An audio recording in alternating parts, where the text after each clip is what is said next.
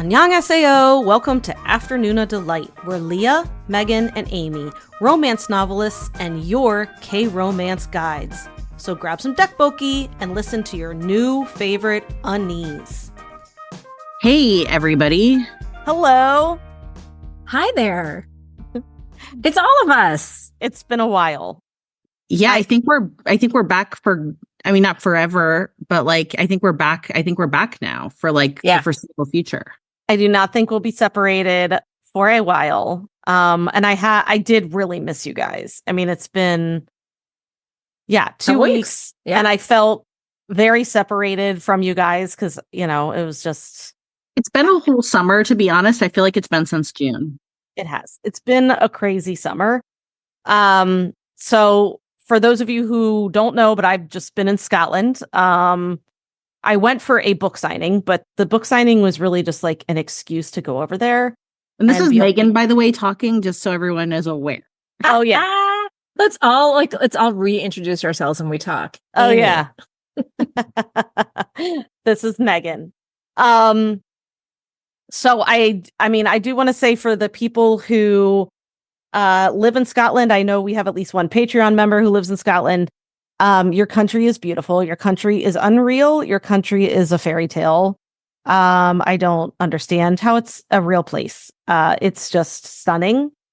But I do have a little bit of a story to tell on what it took to get there because it was an adventure. And I feel like you guys seem to like my adventures. This is no Mount Washington story, but maybe it's kind of close. So it doesn't end with you having a bathroom emergency? No, I did not almost poop myself in Scotland, thank God. But I'm going to try and make this brief, but it was a whole thing. Okay, so let's say this starts with we are completely packed. And as we're zipping up the suitcases before we leave for the airport, we realize that the one suitcase is completely ripped. The seam is completely ripped out. It's a hard shell suitcase. Hard shells suck. We're done. They're dead to me. Don't buy hard shell suitcases. So the seam is like ripped out of the hard shell suitcase. And we know we can't fly international with like a ripped suitcase. So we run to Kohl's, like literally on the way to the airport, we go to Kohl's, buy a fucking huge ass suitcase. I call it Big Bertha. It's this big blue ass suitcase. I have a picture of myself next to it. It's insane. It's huge, but it's like last minute. What are you going to do? You run, you know what I mean? You get what's there. We get what's there. And so we were flying out of New Jersey. I live in Pennsylvania, but that is how we could get a direct flight to Edinburgh, supposedly. So we drive to New Jersey, which it was a 3-hour drive. And when we get to like where we're parked, we pretty much just like throw a bunch of stuff in Big Bertha. Okay. So we kind of just like all our stuff, we had stuff like nicely organized in our suitcases. But at this point, we had to like reorganize stuff, throw stuff in Big Bertha. We didn't really know where everything was. Okay. But whatever, we get the shuttle. We get to the airport. It's pouring rain. We're like definitely frazzled. Okay. Because there's been some setbacks, but we're okay. We're going to like power through. And we're going through security. And she's like, Big Bertha, which she didn't say Big Bertha. I'm saying Big Bertha was overweight, over the limit, which over 50 pounds. Over 50, yeah. And we're like, oh, fuck. But we're like, it's fine. We'll rearrange again. It's okay. So Neil sets the suitcase down. He had TSA locked it. Could not get the locks open. The suitcase would not fucking open. I'm talking at this point, like I don't... you two don't see Neil in real life, but when this one strand of hair separates from the pack, it's a stress. It's bad. It means all hands on deck. Neil is stressed if this one lock of hair comes loose. Okay. His hair is a mess. I'm pretty much drenched in anxious sweat, like the smelly kind of sweat because we can't get the fucking suitcase open. He's like even trying to ask TSA, can you give me a TSA lock? Which of course they're not going to give him one. So we just pay the overage charge, which is $200. But we don't know what else to do. But it's fine. So again, we're frazzled, but we're like, you know what? It's okay. We're on the way to Scotland. It'll be fine. So our flight leaves at like 11:55 at night. Okay. So the whole plan obviously is to like sleep on the plane. And so we board the plane. You board the plane for international flights pretty early. So I think we boarded at like 11:15, 11:20, whatever. And we're sitting there and like 11:45 goes by and they're like, oh, we're having some maintenance issues, but it's okay. Just sit tight. We're getting the crew out. It'll be okay. And I was like, all right, so just settle in, kids. Don't worry about it. You know, they're already on their devices. And my daughter is like, can I have my melatonin? Because that's what I give her on the plane to sleep. And I'm like, sure, of course. Why wouldn't I give you the melatonin before we got off the ground? And so I gave her the melatonin. About half an hour goes by. She hasn't fallen asleep yet. They come over the loudspeaker or the whatever. They come over the speakers and say, actually, this is taking too long. We're going to need to deboard you. And that should have been my clue, because I've sat on planes for a long time. They let you sit there. They do. They just let you sit there. They don't give a shit. So the deboarding should have been my massive red flag, but it wasn't. I was like, oh, it'll be fine. So we're in the airport. This is like 12:45 at this point in the morning. Okay. So almost 1 a.m. And my daughter at this point, the melatonin had knocked her out. I mean, she is like dead to the world on the airport seats. And at 2:30 a.m., they're like, oh, hey, the flight's canceled. At 2:30 a.m. And we're like, excuse me? Like, now the flight's canceled? You couldn't have told us this 2 hours ago. Like, what? Which that's never happened. Have you guys had canceled flights? Yes. In New York. That's twice. Flights all the time. Maybe I'm just lucky. I've never had a flight just flat out fucking canceled. Like when I'm there. Not when I'm there. I had it canceled. Like, so the one in New York when I was there with the kids in 2019, it got canceled. Literally, we checked out of our hotel. We've got our luggage. We're sitting in the lobby waiting for the right time to leave and go, because we were just taking the subway to the shuttle to Newark. We were flying out of Newark. And I get a notification on my phone, the flight's canceled. Oh, you were flying out of Newark too? Yeah, Newark can suck my dick. Okay. Because that's the thing. I know flights get canceled all the time, but the fact that I was on the plane, deboarded, and then it was canceled it shattered the foundation of my belief system. Okay. It shattered it. I now no longer trust anything. My whole life, it's been a lie. You're 6 minutes into the story, by the way, into your brief story. I know. I'm trying. So this is pretty good. I want to hear it. I want to hear it. A good 25 I'm just letting minutes, you know. I'm just the thing is, we haven't even left. No, I'm not going to tell the whole. I'm only telling you how I got to Scotland. No, we haven't even left. Like, we haven't even begun. Like, we haven't left. Yeah, we haven't even left the airport. So of course we're scrambling. We're like, what do we do? I freeze up. I'm just wandering around the airport. Neil's like, get your fucking phone and help. And I'm like, like, I don't know what to do. Luckily I'm with Andy, my best friend, her family, and we like travel together. She immediately gets on the phone with United. But it was United for me too. Yeah. The only option was for us to fly the next day from Newark, New Jersey to Chicago. Hi. Yeah. Have a small layover and then go from Chicago to Edinburgh. For those who don't know US geography, that is the opposite direction. We were flying the time zone fuckery that happened. Yeah. Okay. Because we went back a time and then no one knew what time it was. So we somehow get a hotel that night, like the hotel voucher. We take a $60 taxi ride to the hotel. And as we get to the hotel, I see that I'm in the lobby and there's people ahead of me who I remember from the plane. And the guy turns around and looks at me and goes, oh, it only gets better. Really? This is at 3 a.m. I was like, the guy behind the desk the employee behind the desk at this hotel, doesn't even look up, doesn't even look at me. As he's looking at his computer, he says, your room is at our other property. Sit and wait for the shuttle. Doesn't even look at me. Doesn't give a single shit. My daughter is a zombie. She is a walking melatonin zombie. Okay. Like, can't even function. So they sent you to the wrong hotel. No, that's the hotel that like the voucher said. He's like, but we have another property and that's where your room is. Well, thanks. So I'm like, what? He's like, I don't know when the shuttle's coming. You just have to wait. And I'm like, what the what? So some man, I think he was like a bellhop type guy, or maybe he was a shuttle driver. I don't know. He could tell he had empathy. Thank you for this man. And he's like, the other hotel is right around the corner. I can walk you there. And we're all like, great, fine. We will walk. Like, we're fine walking. So he walks us to the hotel. Immediately when we get into our room, Neil sits because remember, our suitcase is still locked. Remember, we still have a locked suitcase that we paid $200 for on a flight that we didn't even go on. Okay.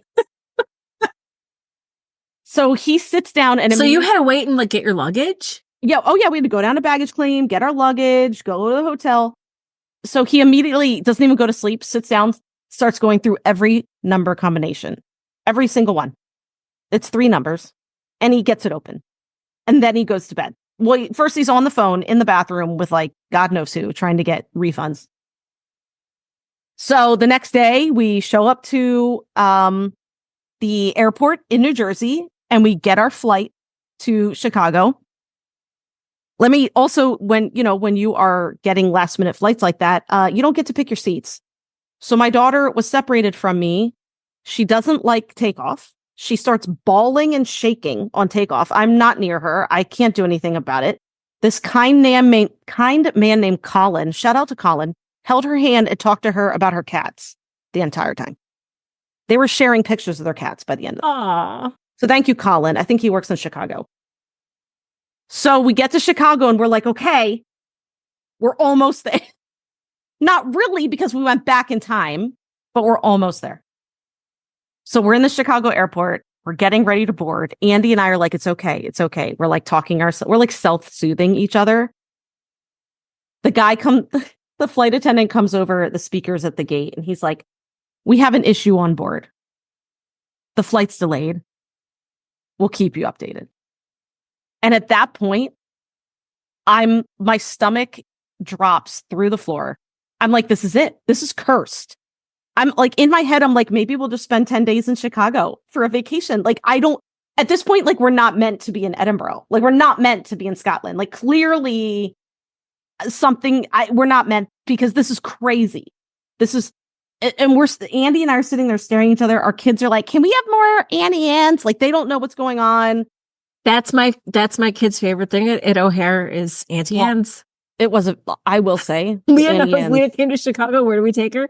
To a train station so we can get Auntie Anne's. Because it's the best. And I don't care what anyone says. So finally. They're hot pretzels, by the way, for anybody who's like, what the hell is Auntie Anne's? Oh, yeah. They're soft pretzels that are very greasy and buttery. Yeah. And we are like watching the plane. We're like watching the flight attendants coming in and out of the door. We're like, oh my God. They're like, it's a bathroom issue. And we're like, we were all like, we don't care. We'll fly 10 hours with no bathroom. That is how much we don't care. Give us a diaper. Hand out diapers. We'll get on that flight. Hand out diapers. I don't care. I will sit in my filth. I will sit in my filth to get there. And then finally he comes over the loudspeaker and he's like, we're boarding now.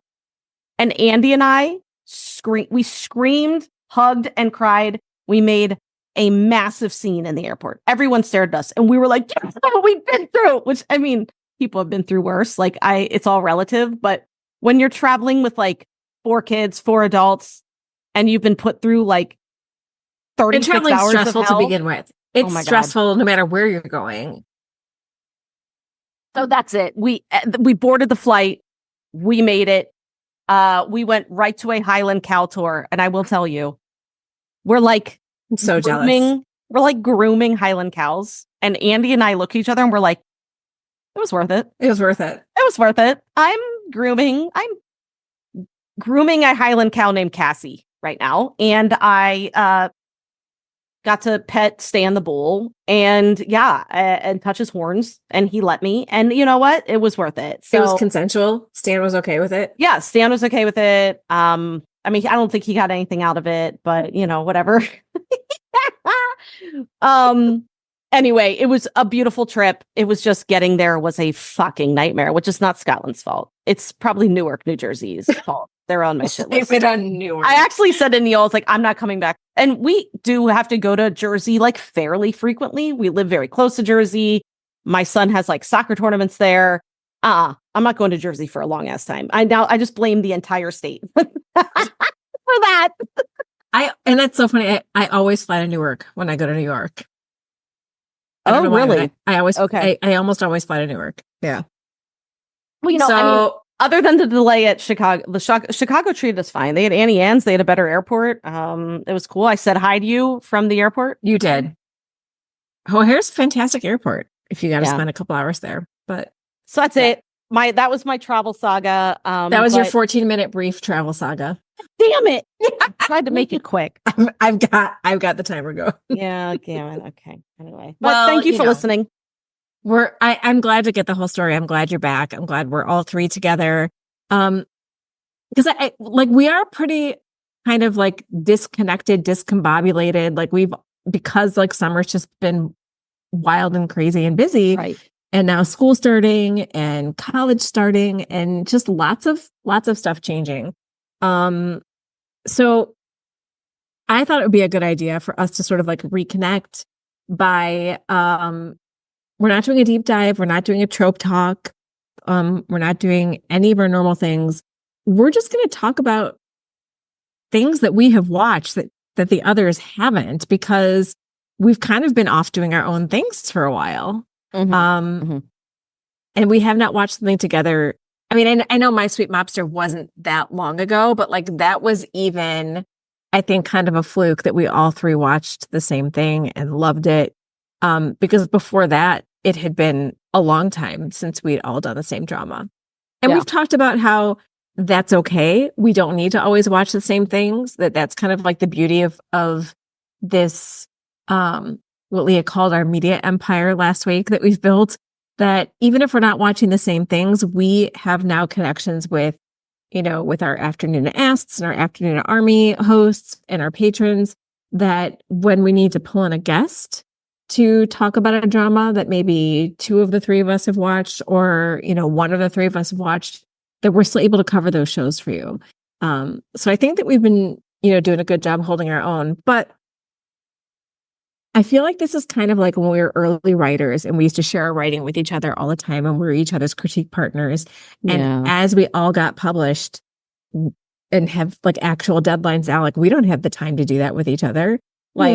I'm always so thrilled, like Megan, when you send me a blurb I do send you blurbs a lot. Like that's my favorite thing. Like I love that. But I think that, that kept us connected, in our early days of writing. And then we kind of, drift out of that sphere of constant connection. And I feel like that's kind of the same thing like with dramas. Like the way that this podcast started was a text chain where we could not stop talking about Crash Landing on You. Mm-hmm. And we're like, this is getting ridiculous. We should just do a podcast. And we did. And here we are. And it's great. But we haven't connected on like talking to each other about dramas for a while. So that's kind of what we're going to do tonight, is talk to each other about dramas. Yeah, but not ones that we've all watched, ones that we've individually watched.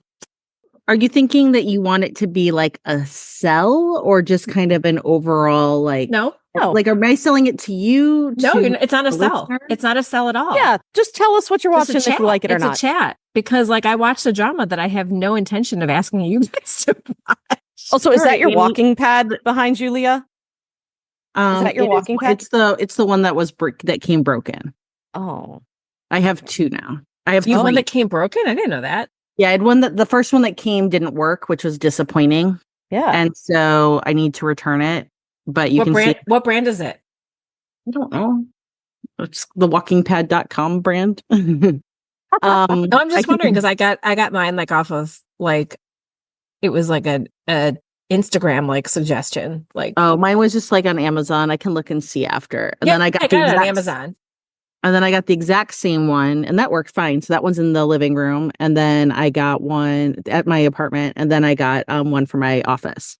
And today I worked from my house and sat on the couch all day, and I'm at like 800 steps. So I have to do like 9,000 steps after this. That's why I was like, I have to be efficient tonight because I still have to write and walk 9,000 steps. Oh my God, why don't you girl. walk? Why don't you walk while you're doing this? You should. I thought about it, but I knew the noise would be something that would get yelled at. What if what if that just turns into our shtick now that we all do the podcast on walking pads? Maybe it should, but I think, like, you know what? I'm settled. The constant footsteps in the background would be so annoying. Yes. And it's like this like whine. It's like, ew, ew. Well, because if you accidentally step off to this, it's a huge squeak. Like if I accidentally step like off the pad and on like the edge, it makes a huge squeak. Like I'm on the median or something. That would be amazing. Well, I was asked like, there's no pressure, but it was kind of like, do you want to do any kind of like book talk stuff with your book coming out? And I was like, look, I've seen enough TikTok to realize that like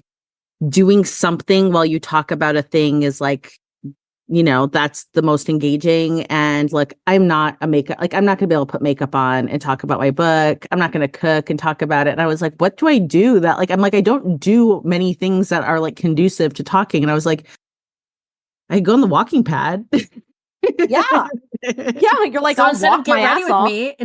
me, get 10,000 steps with me. Yeah, get 10,000, get 560 steps with me today.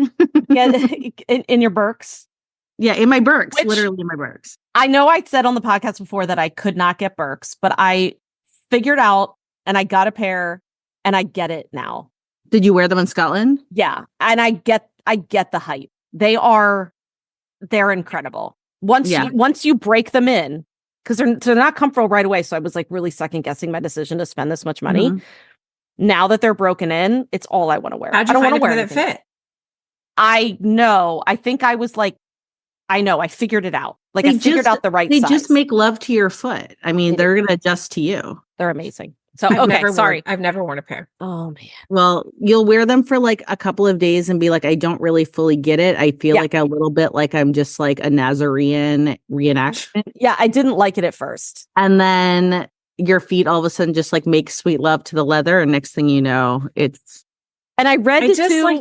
But like Birkenstocks are so not my aesthetic. Like, can you see if it's not your aesthetic, then don't do it. Like, can you even see me in a pair of Birkenstocks? Like, probably I don't feel like not. Yeah, I would see a pair of Birkenstocks, but I see no problem with them at all. Like, they're not. I don't like freak out like I do about Crocs.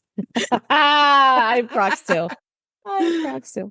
All right. So on that non sequitur, because I do have a lot of exercising and writing I have to do tonight. Yeah. Amy, why don't you model? You model the... So yeah, this was my thought was that we were just going to have a chat about dramas like we used to. Because I don't want to sell you on the drama that I watched, but I do want to tell you about it because it was a weird experience for me. So I finished My Sweet Mobster and it was one of those, we all loved My Sweet Mobster. And I there was talk about other dramas that were happening, but like people weren't like super excited about anything. So I'm like, what am I going to watch right now? And so I went over to Vicky to see like, what are some things that I put on my watch list that have just been like sitting there, right? Like, it's like my TBR, like my to be read list, like what's just sitting in my favorites. And there was Again My Life with Lee Joon-gi. And I'm like, I love Lee Joon-gi. I love something with a little bit of a, magical twist. All I knew about it was that he dies and like comes back to life and, it's sort of like a revenge plot. I did not know until I watched the first episode that it was like pretty much Marry My Husband, but with like Lee Joon-gi, with 1% romance, not even like, no romance. Yeah. But is there slush funds and land deals? That's all there is. Yeah. So, okay. But like, here's the deal. So the first episode, like I remember messaging you, Megan, and being like, oh my God, you would freaking love this. Like it's just Lee Joon-gi being like a cocky prosecutor, like kicking ass until he gets his ass kicked and thrown off a building at the end of episode 1. Not a spoiler. Not the guy that the guy that he arrests, because I also like, if we ever do an I Have Questions episode again, I have questions about what an actual prosecutor is. And Because they arrest people like they're cops. Like they walk in with warrants and arrest people. And I think it's there's no way that's the way it is. They say because they differentiate. There's prosecutors and there's lawyers. Oh, They're not the same. Yeah. So I have questions, but yeah, that is neither here nor there right now. So the whole thing is that Lee Joon-gi wants to put away this assemblyman, Jo Tae-sub, who is just dirty. And he's one of those guys who like is the puppet master and pulls all the strings and, is like ruling the government and, one day wants to be like the president or whatever. And so everybody's dirty, like cops bow to him, like prosecutors bow to him, lawyers bow to him, whatever. But he gets him for something and he arrests him and he's like in the interrogation room and is like being totally cocky and all this stuff. And then of course, like Jo Tae-sub has his little henchman. Well, he's not little. I mean, he's a strong buff dude, who battles Lee Joon-gi on the top of this like building and then throws him over the edge. And he dies, but then he doesn't. There's this woman in red who brings him back and says, if I give you the opportunity to really get Jo Tae-sub, will you do it? And he's like, yeah, I mean, I get to live. Yeah, sure. Will you get him? And will you be patient and do it when the time is right? Sure. Absolutely. He wakes up and he is his 20-year-old self. And I'm like, oh shit. I didn't know it was time travel. Like, and I didn't know it was this kind of time travel, but I'm like, you know what? It's Lee Joon-gi and I loved him in the first episode. And then he's a 42-year-old man right now, I think. When this drama came out, it was like 2 years ago. So he was like 40 when it came out. So maybe he was 39 when they were filming it, right? Mm-hmm. And he's playing like a 30-year-old man in general, looks it. Go back in time, he's playing his 20-year-old self, like in college, looks it, like the man is ageless. This is all just to say that like I am enamored by this man. And so I'm like, I want to see where this goes. And it turns out that it is 100% all politics, slush funds, land deals for the next 15 episodes. But his character is so great. And there are other characters that I like. Like, it's so weird to tell, and like everything always goes his way because he knows the history. He's like, oh, I remember reading about this, so I'm going to do this. And like things just keep going his way. Like, it's like rolling out the red carpet for Lee Joon-gi.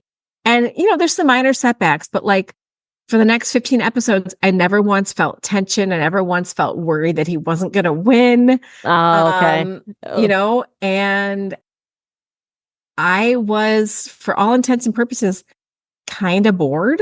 Yeah. But I couldn't stop watching it. Is that a weird, like... Yeah. So you did finish it. I finished it. 16 episodes on the walking pad. So I remember you were like, I don't know. But like I had nothing else that I was like dying to, like Pachinko hadn't started. So I was like, I'm just going to keep going with this. Right. And it is, I mean, I'm sorry for anybody who, it also like, I don't usually read reviews, but like the Vicky reviews were like, this is great. It's like a superhero origin story. He helps all these people, blah, blah, blah. And he does do all of those things. Mm-hmm. And I still was like, this is super boring. There's no tension. There's no romance. That's probably a lot of land stuff. There's a lot of politics. But his character is great. Right. So I watched the whole thing and I don't think either of you should watch it. I don't think either of you should enjoy it. Like if we were here to sell anybody and anything, I'd be trying to sell you guys on No Gain, No Love, but that's for another day. Well, actually, no, I want to give me a little, I don't want like a plot thing. I just want how many episodes are you in? And I'm current 6. There's 6 episodes out. I'm 6 episodes in. Okay. And this is the one with Shin Min-ah. Yes. Okay. So it's Shin Min-ah and Kim Young-dae, Lee Sang-hee. Yeah, I know. So, and here's so I was talking to Sarah from Afternoona Asks today, because she's the one who's like, Amy, I really think you're going to like this. Like, this is totally up your alley. It's quirky. whatever. And Shin Min-ah is great. Kim Young-dae is Leah, if you remember from Extraordinary You, he is the guy who's meant to be the lead in the comic book. Onam-ju. So and he's great. So here's what I didn't realize until today. Thanks to Sarah. So she's like, this is really quirky, you're gonna love it. She's like, also Sunjay has a cameo in episode 4. Like, yeah, like it was just announced that he has a cameo. She's like, you have to watch it. Okay. And then all of a sudden today, this is not a spoiler because she's in it for like 30 seconds, but Kim Sun-young pops up. I'm like, oh my God, Kim Sun-young. And she's talking in that, like, you know, affected voice that she had in Her Private Life. Same writer. I didn't realize that. Like, okay. I text Sarah and I'm like, oh my gosh, Kim Sun-young. She's like, oh my gosh, you're ahead of me. I haven't even seen her yet. And then she texts me back and she's like, that's her character from Her Private Life. So she's like, now I'm looking for the crossover. And it's the same writer. So it's Her Private Life writer. And here's what I will say. Kim Young-dae's character in this, Ji-wook, reminds me very much of Ryan Gold. And just like Kim Jae-wook's like sort of demeanor, where very understated, very understated, very good looking. Yeah, just like now that I know that it's the same writer, I'm feeling the vibes.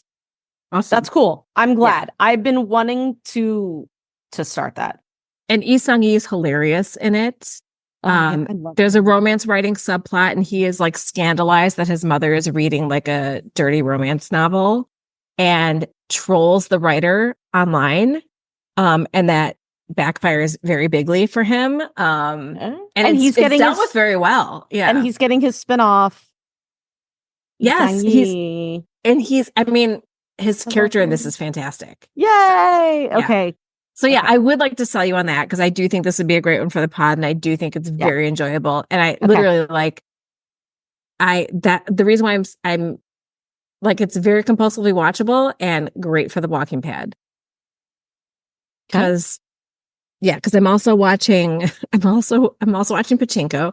This is like a lot for me, and I'm not. I know. I was like, I'm current on Pachinko too. And Pachinko season 2 is fantastic, but it's very heavy. Like very heavy. Like I sobbed while I was on the walking pad watching it. I texted Leah. I'm like, I don't think you should watch this while you're walking. You're like it's like screeching at you as you're stepping off of it. Yeah. So I don't want to sell you on Again My Life. I do want to let you know that Lee Joon-gi is fantastic in it, and he looks fantastic in it. And I'm sad that it wasn't a better drama for me. For anybody who liked it, no shade to anyone who liked it, not yucking your yum. It didn't hit for me because I'm not a land deal / fun politics kind of girl. Oh my God. I love it. Yeah, it definitely didn't sound for me, but I'm...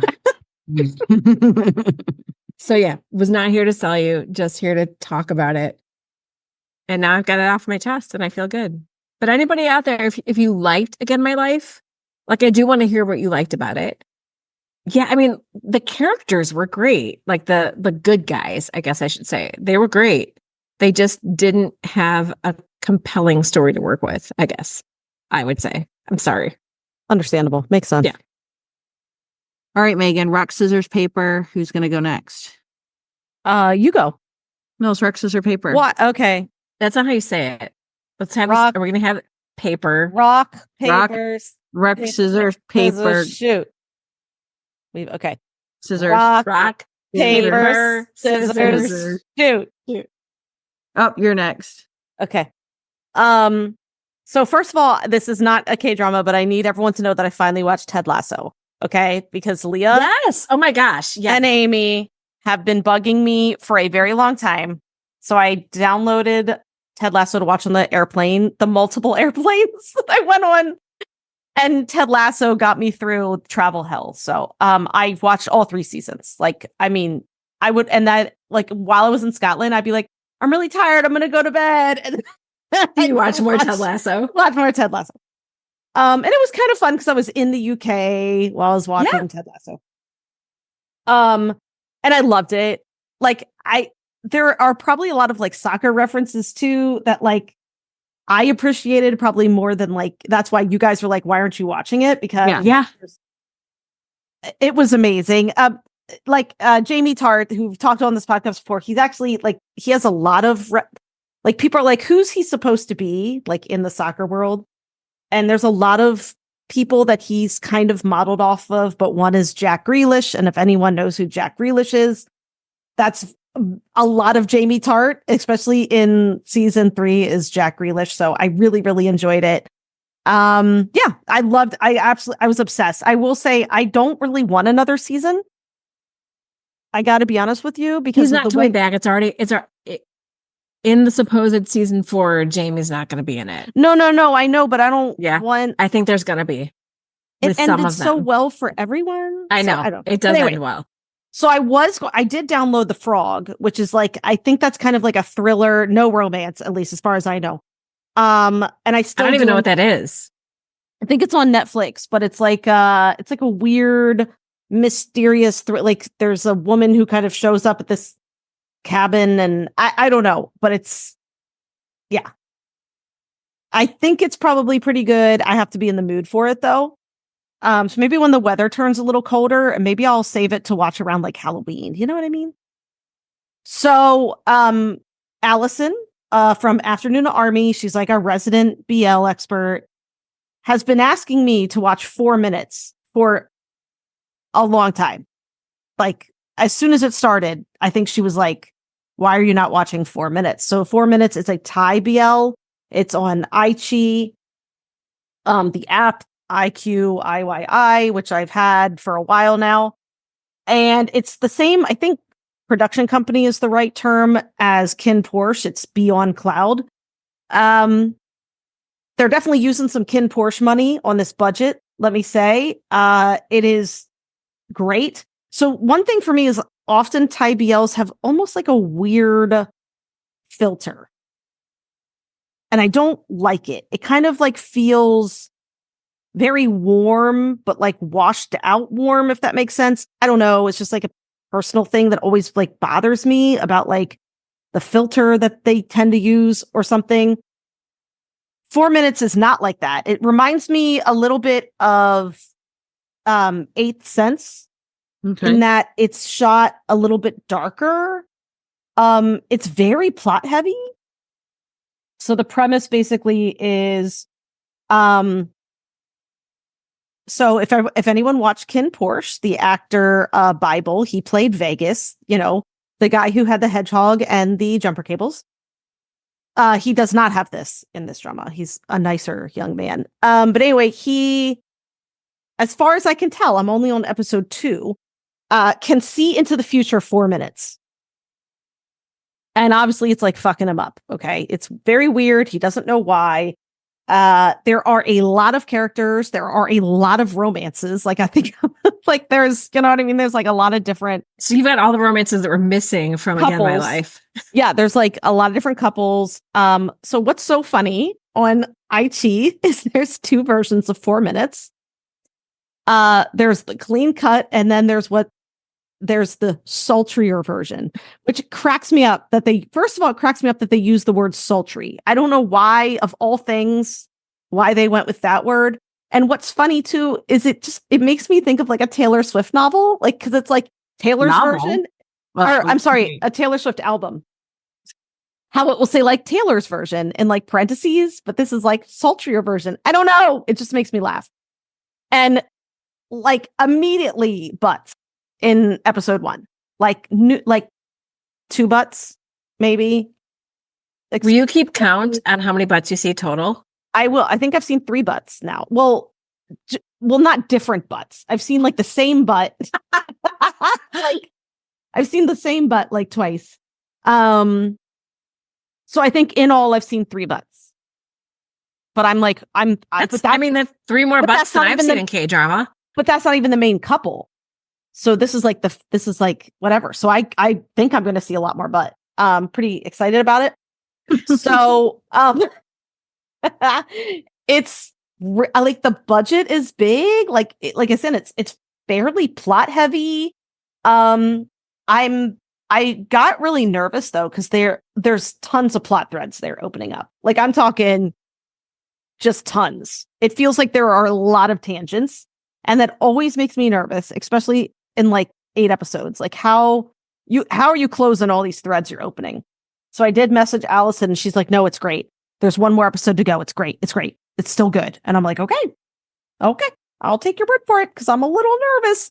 But it kind of doesn't matter because it's awesome, and the acting is, in my opinion, the best you can find in a Thai BL. Bible is truly good, and it's great to see him. And he's got like a new paramour, who is apparently called Jess. In the show, he is Time. So yeah, which I feel like, you know what? It just hit me that his name is Time, Dr. Time, and the show is 4 minutes. I feel like there's something in there about that, but whatever. Allison's like, I need to talk to you about theories. So that's always fun.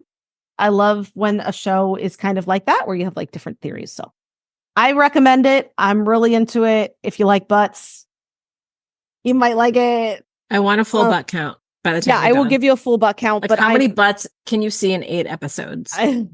But I like it. I think we have a serial killer, but then the serial killer fits. It doesn't feel like a small town with a dumbass serial killer. There's some murders happening, but there's like a reason can see for 4 it. minutes. That's gonna be the 4 minutes. That's the shtick. You can see stuff happening with the 4 minute leeway. Yeah. So yeah, it's real. Honestly, I'm very. I was watching it right before I came up to record, and as soon as we're done, I'm going to watch more because I'm pretty hooked. So, and I really want to start what it's called.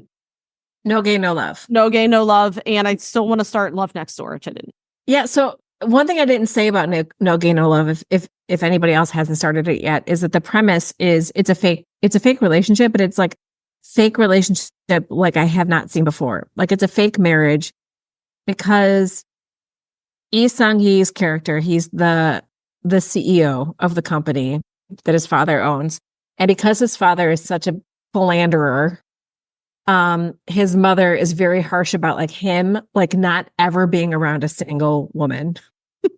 So single women in the company don't get a lot of opportunity, but there's a lot of perks for being married.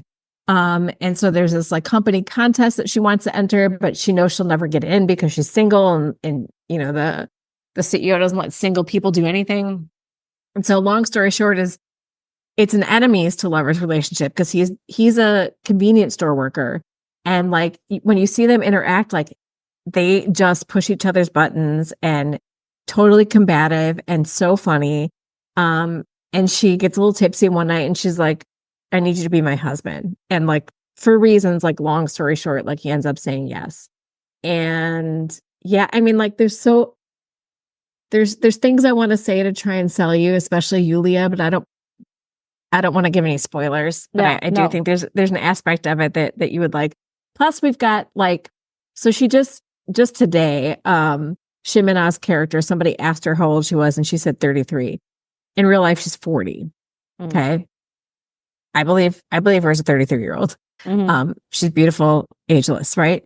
Kim Young-dae in real life, 28. So we've got her doing a big time Noonas romance here. Yeah. That's cool. I want to start that. Which I think I think it's great. It's super quirky. She is very, in a funny way, like unhinged about the whole like fake marriage thing and putting it all together. I mean, like literally like plans a whole wedding, like takes fake pictures of herself as if they're being taken by him so that they have like a slideshow. There is a lot of serious stuff too. Like it's not slapstick. There's a lot of comedy, but like her mom has dementia and her mom used to take in all of these foster children when she was young. And so she's kind of had this chip on her shoulder that she was an only child who never felt like she got the attention of an only child. Yet 2 of her present day best friends are former like foster sisters. So there's a lot of stuff with that too. So cool. You know, there's always an orphanage connection when you've got the same writer as heck yeah, she works at orphanages. Yeah. All right. Well, I'm going to do a drama that I think both of you would like. I mean, I think so. I think Megan might like it more than Amy. But it's I've talked about a little bit, and it's okay, that's love. And this was a drama that I watched late spring when I kind of hit a time where I was like, I'm not sure what to watch. I'm just going to ask Patreon to like pick a drama for me. And I'm just going to kind of like raw dog in and go for it. So I've talked about it a little bit, but I'm going to talk about it a little bit more tonight because I do think it's a drama that, that I think has merit for watching for a number of reasons. So I'm just going to kind of give like an overview of the whole thing and then kind of like tease out some of the elements that I think are like the most interesting about it. And I'm going to try to do it without too many spoilers.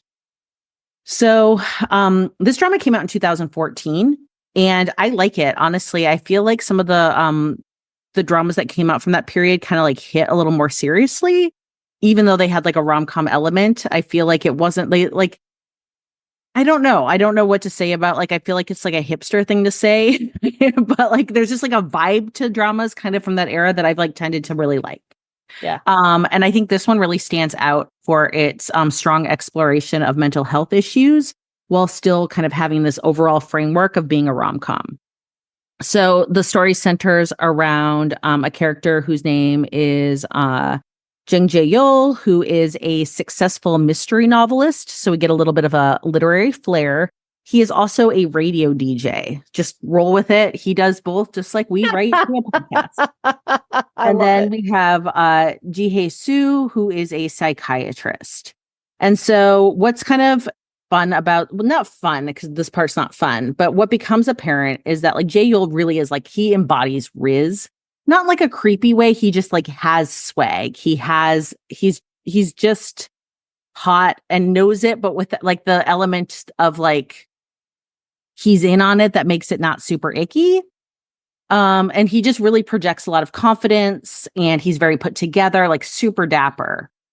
But beneath the surface, he's suffering from, or he's just living with a lot of mental health issues, including at first you notice like it was kind of like some obsessive compulsive disorder. And you really kind of pick up on the fact he's got some like serious emotional baggage. And then we see Hae-soo, who has this professional focus on mental health, but also has a very deep fear of intimate relationships and basically like a touch phobia. Like she has like an intimacy phobia. Like the idea of like sex and sexualized activity is like very, very off-putting for her. So obviously we've got like some like conflict right out of the gate with somebody who's got like some secret mental health falling a little bit kind of for a psychiatrist who has intimacy issues. So their initial interactions are very enemies to lovers. They've got very contrasting personalities and viewpoints, but they end up through a series of random events becoming roommates.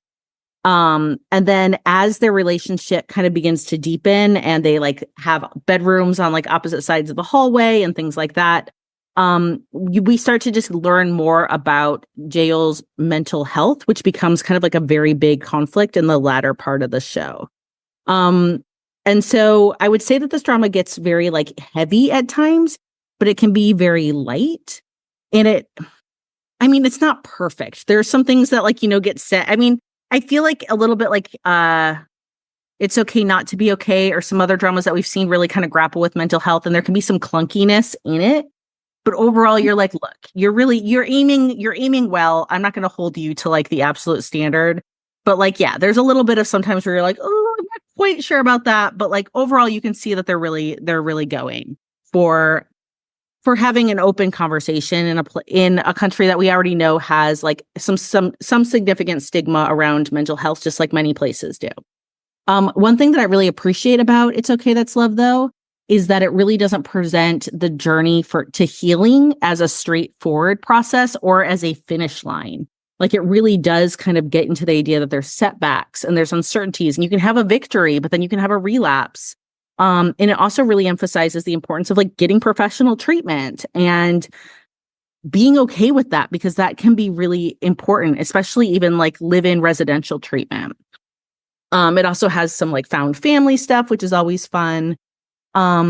But what I like about it is that like, it's not like love just like heals you. It's like love can connect you with someone, but you still have to do your own work. And all someone can do is hold space for you and say, I'm going to love you and give you space to do your work. But that healing and that like journey is your journey. Like it's not my journey. And so it was really grown up in that aspect of it. So, okay. So I wrote down 4 things that I thought really kind of like stand out to me and what I liked about it. So one is that I think it does a really nice job of genre blending. So it definitely is a rom-com. Like there is no doubt about it that it's a rom-com, but it has an element of being kind of a bit of a psychological drama. So you can be like laughing along and there's good banter. And then all of a sudden there's like a very poignant scene that can happen. I also do think the mental health representation is relatively groundbreaking. It tackles conditions like obsessive compulsive disorder, but also schizophrenia with a lot of sensitivity and depth. So it's not afraid to go. It's not afraid to go there. Mm-hmm. The characters are complex and flawed. They're not perfect. They can really make mistakes. They can be assholes. They can hurt each other. There was like one scene where I don't know why I liked it, but it didn't feel violent. Like when I say it, it feels like not very like, it doesn't have an element of violence in it. It actually made me really like it. Is they have this one night where they're like, they get into like a kind of a stupid, but like very intense fight. And she ends up licking her wine glass in his face and then slamming her bedroom door. And then he pounds on the bedroom door. She opens the door and he just flicks wine in her face. And it's just like, there's like this moment and like, it didn't feel violent. It didn't feel like he was using this position of being a man, but like, it just like, they both kind of just acted badly sometimes, but then they would have to like go away and grapple with what they did. It wasn't like they just got rewarded for it. And it wasn't like it just happened to like fill the plot. It like showed them like, at first they couldn't use their words. They would just be like, And then later they would like start to be able to like unpack it and talk about it and be vulnerable. To the end, they could have like full adult, conversations. So I liked that. Something else I liked is that I thought the storytelling was a little bit innovative. I don't want to get into like a lot of spoilers, but I think that they did some creative storytelling to do some immersive experiences, especially when depicting Jang Jae-yol's mental state. There's a lot of like fantasy sequences, and you start to realize that there's a lot of unreliable narrator elements built into the story that starts to unpack as you go through the book, where at the beginning or at the show. So at the beginning, you're taking his whole POV and his whole world at extreme face value, and realize as the drama goes on that what you're experiencing as face value is anything but. And I think that that's kind of fun and interesting to happen in a drama. So those are the 4 big things I would say. If you're interested in some kind of genre blending, if mental health representation is of interest to you, if you like your romance with kind of complex, flawed characters, and you're open to some innovative storytelling, then I'm pitching this as I will sell you on this drama, because I think that makes it a compelling show. It sounds really good. I have heard so many good things about it, but you summed it up the most, like the best way to make me want to watch it. Yeah, because I've heard a million good things. I have heard amazing things about it. And I feel like this is a good thing to watch in between like the live dramas that I'm watching that I have to now wait for. So Jo In-sung is the actor. I don't know if you've seen him in anything else. No, I looked it up. I'm like, I don't know who he is, but he is a good looking man. So he's 43. He was in Moving, which is very, like super acclaimed. Which is on my list, yes. He's also in A Frozen Flower, which I want to talk about in the pod sometime. I want to do it for the pod sometime. It's a movie that is... I don't know what to say about it. Did you watch it? Oh, yeah. I watched it back when I was watching, like, The Handmaiden. Like, I kind of went on, like, God. Queer subplot. So this is, like, I'll just say Frozen Flower, which he's in, is a love it's a movie. It's a I'm reading about it right now. And it's a love triangle between a king, his male lover, and it is explicit. And then the queen and the king really is like, I just cannot breed with a woman. Like I want nothing to do with that. But she's got to have a baby. So what does he do? He tells his male lover, you go get her pregnant. Like, you go get her pregnant. Then at least it's like your baby. I'm going to like it enough and I don't have to touch her. What happens when you do that? Well, feelings can be caught. He falls in love with the queen too. Yeah. So it is a complicated, dark movie. I feel like that does not end well. And it is just we have it's just sex upon sex throughout the whole movie. And that was so I watched it very early in my K-drama when I was like, oh, Chloe, they like sleep in separate beds with clothes. But I get here, I'm like, we're just all fucking, like all fucking deep dive. K-movies are a whole, I swear to God, their movies are like a whole nother thing. Yeah. So anyway, he's in that, but he's also in this.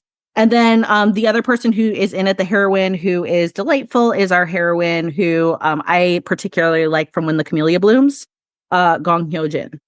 So the single mom from When the Camellia Blooms is the heroine in this. And I think she does a good job of playing like very multi-layered women who can have a lot of depth to them and have a lot going on with them. She did that in When the Camellia Blooms. I feel like she does the same kind of role here in this show too. She's very layered. So yeah. All right. That sounds awesome. And can I just say something about, because The Handmaiden made me remember this. So 2 members of Kiss of Life, which is a K-pop girl group, I love them, but Julie and Natty. So they're apparently making their acting debut in an Mnet variety show that's called My Arty Film. So I've never seen this variety show, but it looks like they maybe film like homages to like stories or something. So apparently these 2 are going to be portraying the characters in The Handmaiden, along with actor Lee Yi-kyung, who was the villain in Marry My Husband. Fun. Oh, wow. So yeah. Oh, it's a performance content series by Mnet. So it features different K-pop artists each episode who showcase acting abilities. But the fact that they what a movie to choose to the fact that they chose The Handmaiden, and they're already like a pretty sexy girl group. Like their songs are very sexy, their dance moves are sexy. So this is wild. But yeah, I just want to throw that out there if anyone wants to check it out. Leah, is it on Viki? It's okay. That's love. Yeah, I'm almost positive. Let me just have a quick confirmation while I'm online with it. Yeah, it is on Viki. And it's also on Prime Video if you're in the US. Okay, I was gonna say that's where Prime is, where I'm watching No Gain No Love. Okay. Yeah. Oh, That's where that is. Yeah, it's okay. That's love is on Viki. Yeah. Okay. I also wanted to toss out there because I'm gonna watch it. It's okay. That's love. That you sold me. But I also wanted to give a shout out because I kept saying, the same writer as Her Private Life, the same writer. I would like to say the writer is Kim Hae Young. I want to give the writer some credit because we loved Her Private Life, and now I'm loving No Gain No Love. So well, hopefully we either enticed folks to check some stuff out, or or did it, or I took one for the team. Yeah. And I guess what we can invite people is, we tend to, so every time we post a drama, we put it up also on Instagram with, a tile, and pop on over to Instagram for this one and tell us a drama that you watched that you just don't feel like other people have really been watching. I mean, of course, people have watched all the dramas we're talking about, but I'm just like, if you've been watching something you just don't feel like has been talked about that much. Yeah. It doesn't have to be current, just one that you're like, hey, I just kind of want to give a shout out on this one for better or worse. Come by Instagram and do it in the comments. And I'll just because I want to, season 2 of Gyeongsang Creature is coming out. Mm-hmm. I'm not exactly sure when this episode that we're recording right now is coming out, but Gyeongsang Creature, I think, is coming out the 27th of September. I cannot tell you how excited I am. It looks like a very proper season 2, as in season 1 took place in the past and season 2 takes place more in the future, but I think it's an altered future than like what our contemporary future is based on what happened in the past. And I am so stoked. I can't wait. Park Seo-joon And a is very so timely sequel too. Yeah. Yes. Coming, Yeah. All of us are dead. Where are you? We're still waiting for you. Okay. I will wait forever. Don't get me wrong, but it'd be nice if it came soon. But yeah, Gyeongsang Creature season 2 came out. If you can stomach the violence of season 1, I highly recommend because it is freaking good. And I think season 2 is going to be really badass. I wish I had somebody here to watch.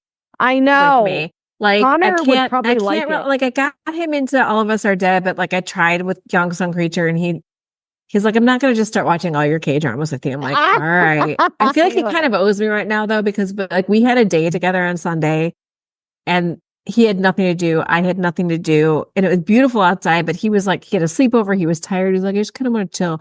Like, why don't we go see a movie that suits the movies? And of course, like, I want to go see Beetlejuice. And he's like, no. He's like, I want to go see Alien Romulus. And I'm like, oh, God. Oh. So I sat through Alien Romulus, which actually, like, the story was really good. Yeah. But we got to the theater. This is total sidebar and just be a minute. We got to the theater and one of his buddies works at the theater and he's like, oh, what are you guys going to see? And he's like, Alien Romulus. He's like, oh, it's so good, so good. He's like, but the end is terrifying. The whole movie is terrifying because like it's all like jump scares. They're stuck inside the space station, and it's not just jump scares; it's like jump gore, right? But the end is truly like the third act terror is legit, like absolutely legit. I should get my daughter. She would love the Alien movie. Well, and so here's the thing. So Connor's got his permit and he's driving now, and so I let him drive to the theater. It was midday, like it was not like late at night. Like nobody wasn't like, I'm worried it's nighttime or whatever. No, broad daylight when we get out of the theater. But I'm like, buddy, I'm like, please don't take this personally. I'm like, but I am so anxious after what I just went through. Yeah. Like, I need to drive home. I'm like, I can't sit in the passenger seat. Yeah. Like I need control right now. And he's like, that's totally fine. Like, oh my God. Yeah. You're a trooper. You're a Very trooper. Because I know that's not your cup of tea. No. So. Yeah. That sounds hard. Some Beetlejuice. Yeah. I want to see Beetlejuice too. Yeah. I do too. My daughter wants to see Beetlejuice, but she does not live here. So I'm going to see her Sunday. So I'm very excited about that. Yay. Oh, good. Anyway.